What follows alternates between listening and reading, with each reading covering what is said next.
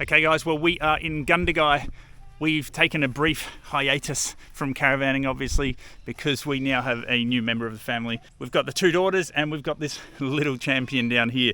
He's 8 weeks old and coming on his first caravan trip. This is also the first time we've filled out every bed in the caravan with the 3 bunks taken in the back and of course us in the master bed up there.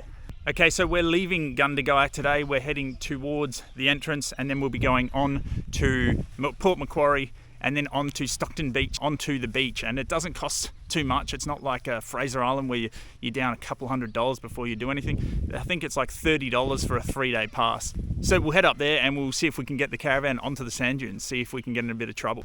Look, another snowy. They're popping up everywhere.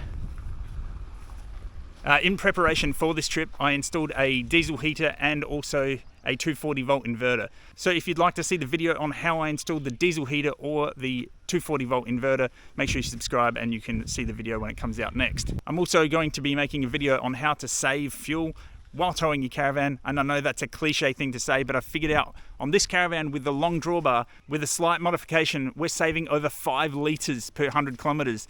That's no chump change. Depending on how much you're driving, that'll pay for your dinner every night. Now, one sad thing about Gundagai here is that they've got the old Prince Alfred Bridge, or they used to.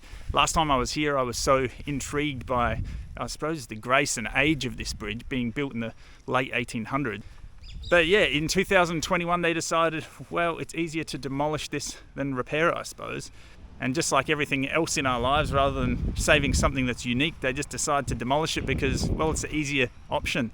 So that's completely gone now, but luckily there's, plenty of people out there with footage and photos and different videos of it. Now this is one of the bridges that are left. Normally I don't care too much for structures, but when you look at how this stuff was built all that time ago, cars and caravans drive across that, which is just crazy. No concrete in sight.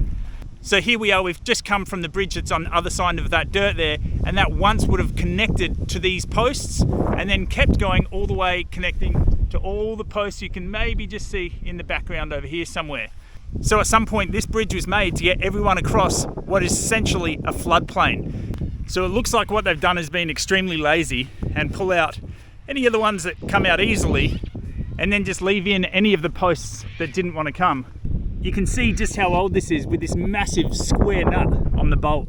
And look at that thread. Well, the good news is we've still got a couple nice bridges here. The start of this bridge is still existing, which is the one I showed you before. And then there's also the train line, which is over there. I don't know if you can see that. But as much as we might take comfort in the fact of knowing that there's some history left, I do find a bit of discomfort in the fact that it only takes a split-second decision to get rid of it. And so they might make the argument that, yeah, we've still got this beautiful bridge here, the beautiful bridge there, but there's nothing to stop them from one by one getting rid of them until there's one left. And then they'll say, well, why do we want to keep this one? It's the only piece of crap in town. And then there's just none of this history left. So we're approaching the train line now, the one that does still exist. And I can only presume that this thing is even older than the last bridge that got cut down that was made in the 1800s. I don't know if that one was late 1800s and this one was early, but just by the style of construction, it looks a lot older. Check this out. You can see by contrast the timber's a lot older, the bolts are older, even the way they've leveraged it. The whole design is pretty freaking cool. Now, like I said, I'm not really sentimental to any structures, but it just seems a shame to rip down some stuff which is so incredibly unique. I was just saying to my wife yesterday, I'm not great with town names and I'm not great with that side of my memory. I'm very visual. But when it comes to places like Gundagai that have these unique things, I remember them like that so easily.